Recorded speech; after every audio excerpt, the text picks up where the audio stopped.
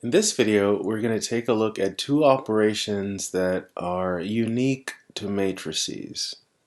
Unique in this sense.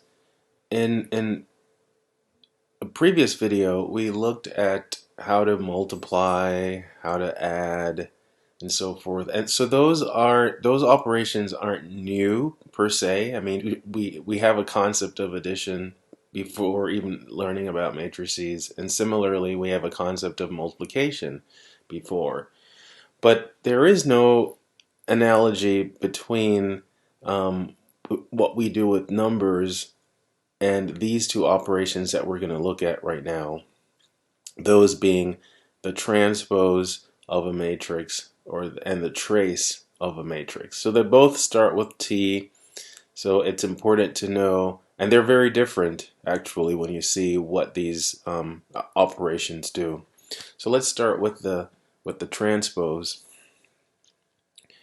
So if A is this matrix, and let's say your I goes from 1 to M, and J goes from 1 to N. That means A is an M by N matrix, M rows, N columns. Then the transpose, right? So the transpose of A, and it's denoted like this. It's A, and then as a superscript, you put an uppercase T. Most textbooks and most resources will have an uppercase T. There are a few that have a little t, a lowercase t, but we will use the uppercase T to denote the transpose. Is defined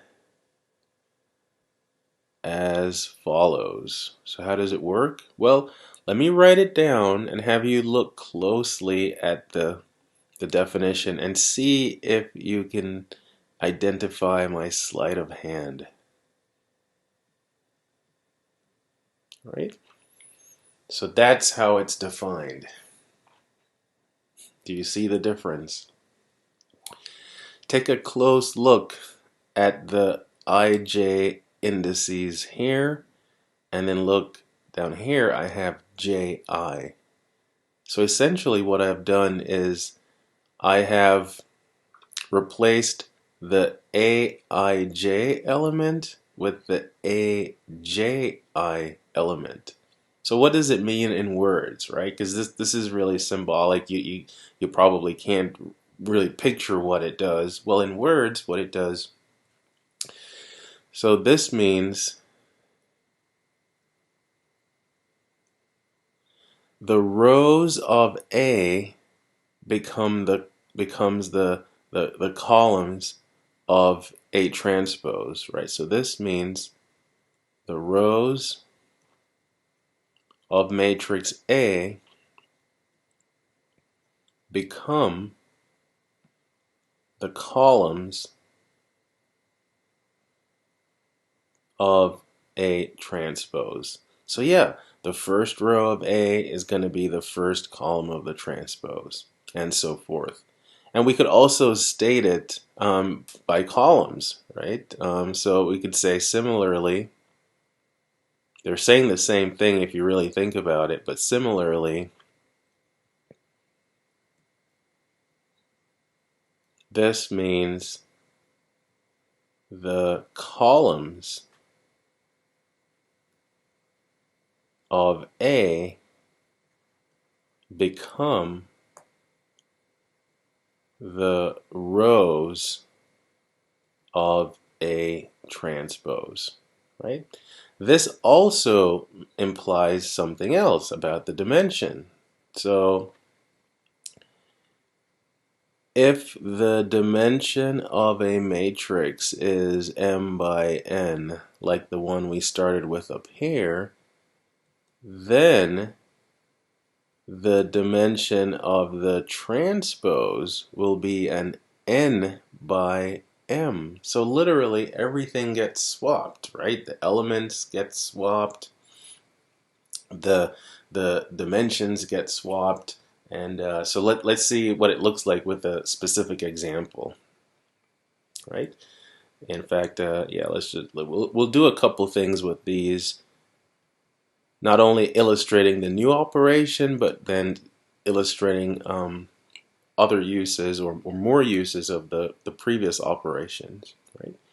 So let's say A is the matrix 2, -1, 4, 0, 5, 3, and B is the matrix, let's say 1, 1, 1, -2, 4, 0, right?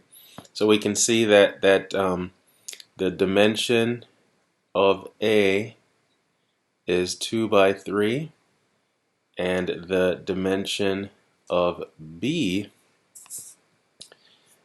is 3 by 2. All right.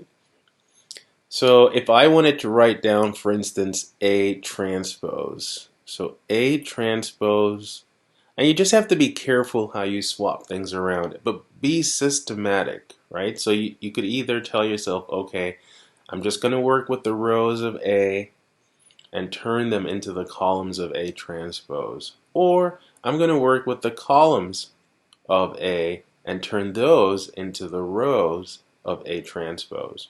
Whichever one you can see yourself doing, just stick with one way, because you don't want to end up, just randomly mixing the entries around and then not having the appropriate transpose.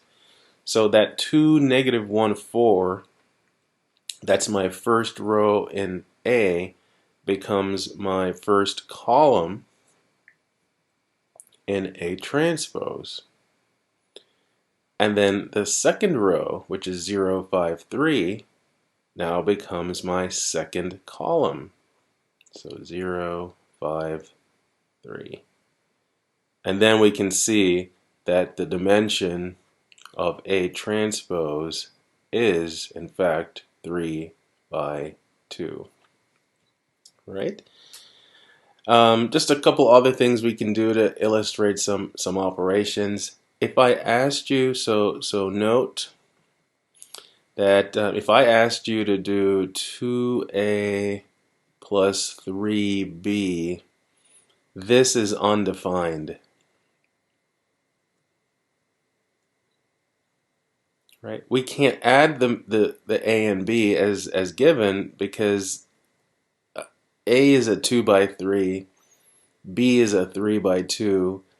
The definition of matrix addition requires that both matrices have the same dimension, and that's not the case, right? So this is undefined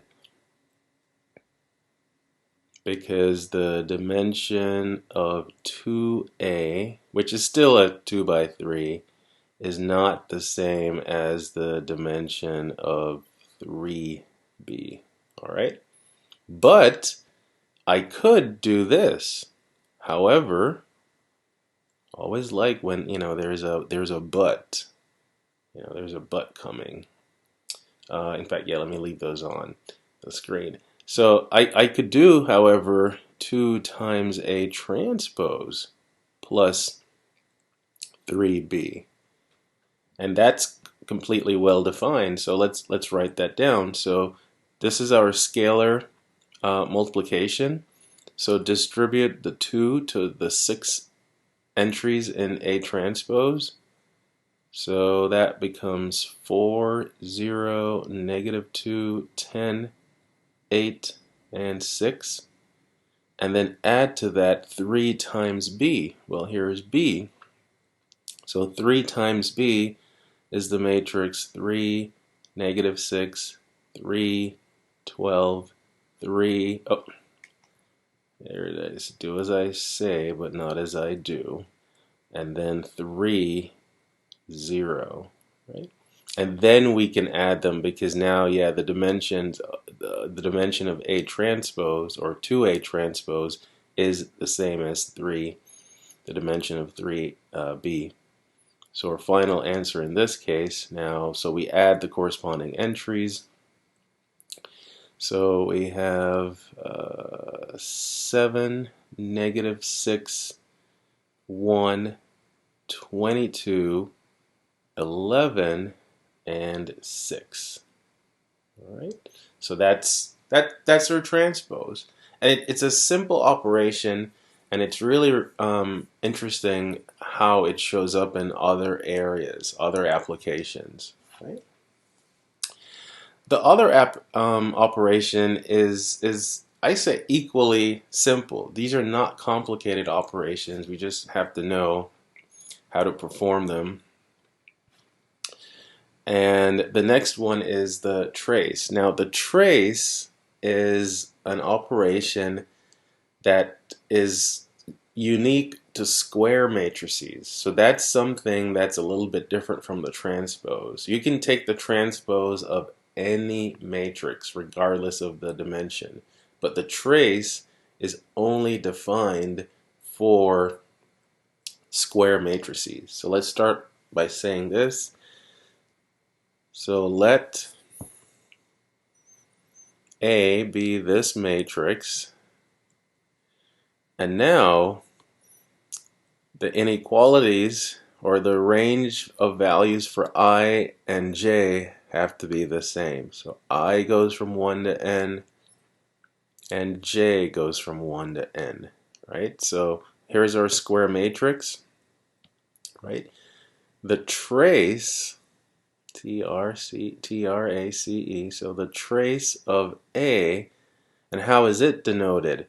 Well, we abbreviate the word trace, and it's just TR and then of A, right? So the trace of A, and this is how it is defined. It is defined as follows. So the trace of A, and again, I will write it down symbolically and then, have you look at it and see if you can figure out what exactly is going on here. So the trace of A is equal to the sum, as k goes from 1 to n, of A sub k, right? Now this one has a summation, but if you look at it here, so let me write out this summation, and I think it'll be a little bit clearer what's going on. When k is equal to 1, the first term in this sum is A11. Then when k is equal to 2, the next term is A22, and so on, and it stops when you get to k equals n. So there are n terms in this summation, and that's what it looks like when you write it out expanded, right? Now, so I wrote the trace first in this kind of compact sigma form, and then I expanded this. Well, if we do the same for the matrix itself, I think it will be very, very clear as to what the trace does. So let's take that other one of our 3 ways of representing a matrix. So here I'm literally going to write it out like this. Again, I'll just write a few terms, but just enough so that we can see what's going on. And then this is A21, A22, dot, dot, dot, A2N, and then dot, dot, dot. So now I know, since it's a square matrix, this will be AN1, and then AN2, and then eventually ANN. Right. So if we write it there, now we can clearly see where these numbers are located. These numbers are located right here.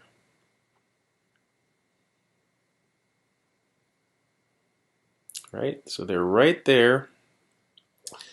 The elements that I've highlighted, if in fact when you think back to the coefficients in our augmented system, these are the positions that the pivots typically occupy, right?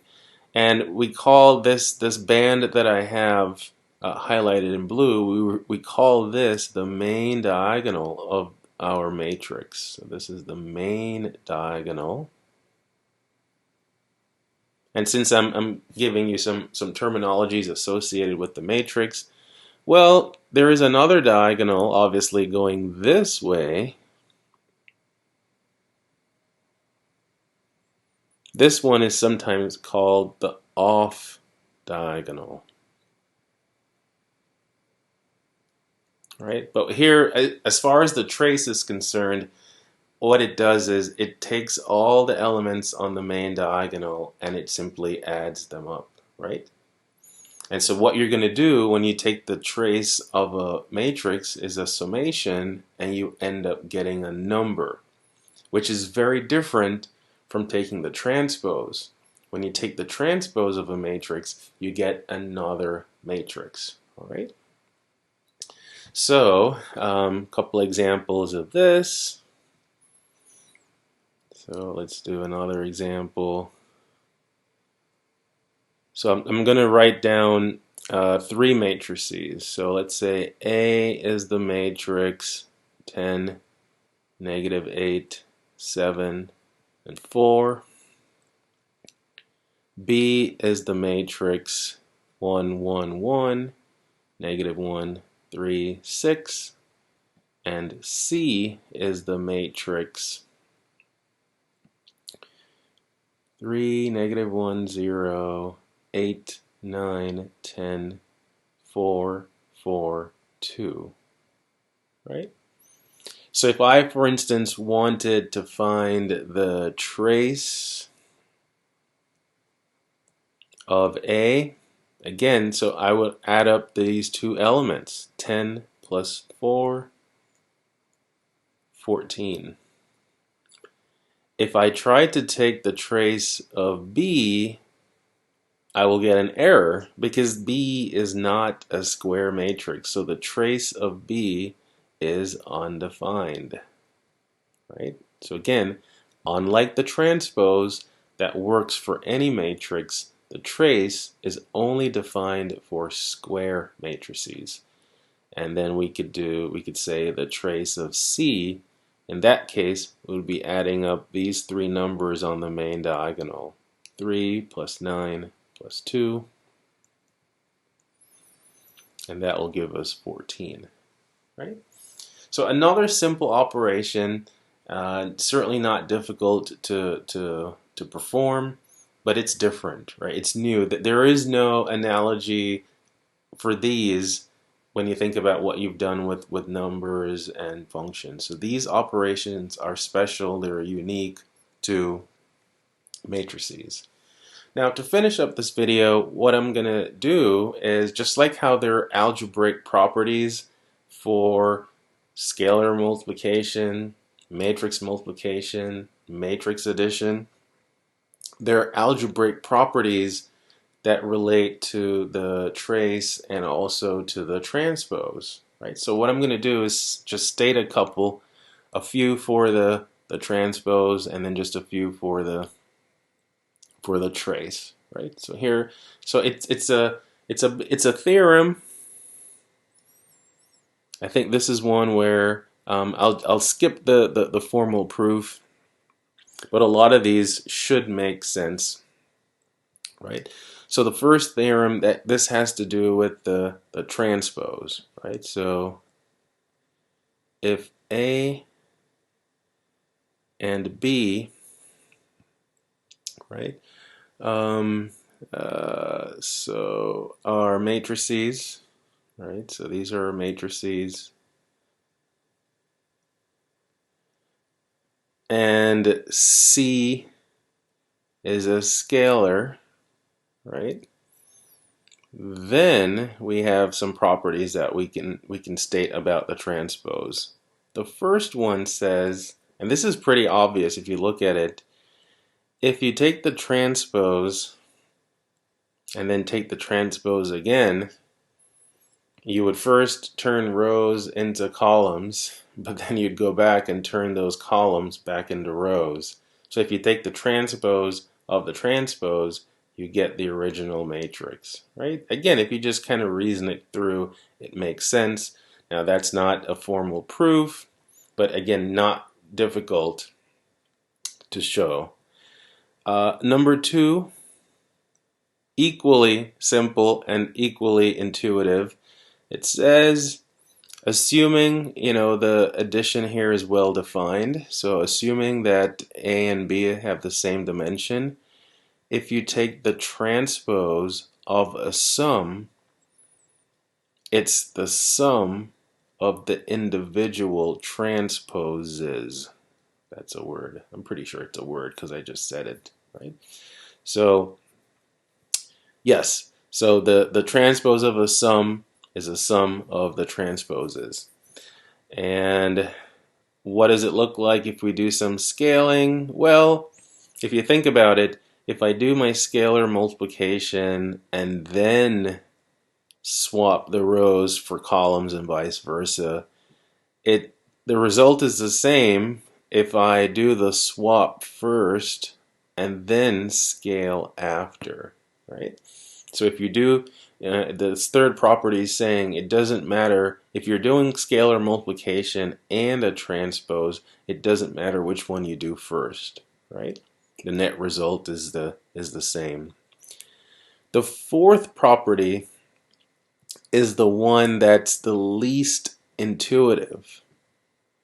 But so if you notice, these so far involve the addition, the scalar multiplication, and now there's a property that involves matrix multiplication, and it tells us what happens if we take the product first and then take the transpose.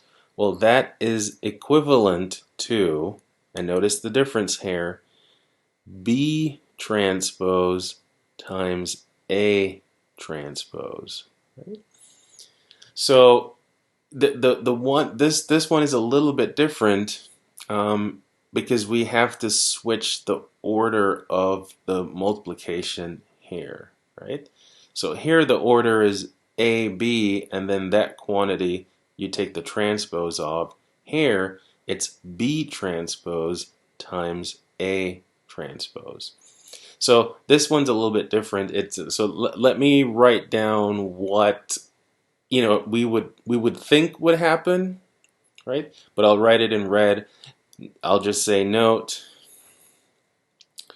that A times B transpose is not equal to A transpose times B transpose in general, right? So in general, this is not true. You might have some special cases where you would have the result being the same, but we can find pairs of matrices that very easily actually that this property does not hold. So because it doesn't hold for some, we can't state it as a property here, because what we're stating is these are results that will hold for every pair of matrices as long as the sum is well defined, as long as the product is well defined, right? So that's the theorem for the for the transpose, and for the trace, it's pretty similar. In fact, instead of stating another theorem, let's just continue with this list, right? So if we take so our fifth one here, I guess we could draw a line just to say, okay, everything here is about the trace.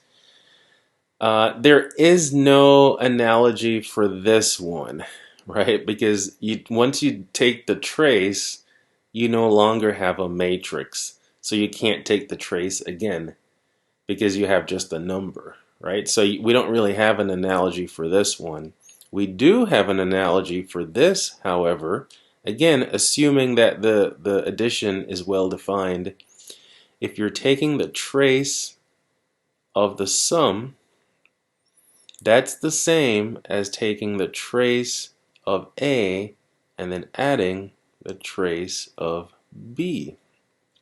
That one is a property, right?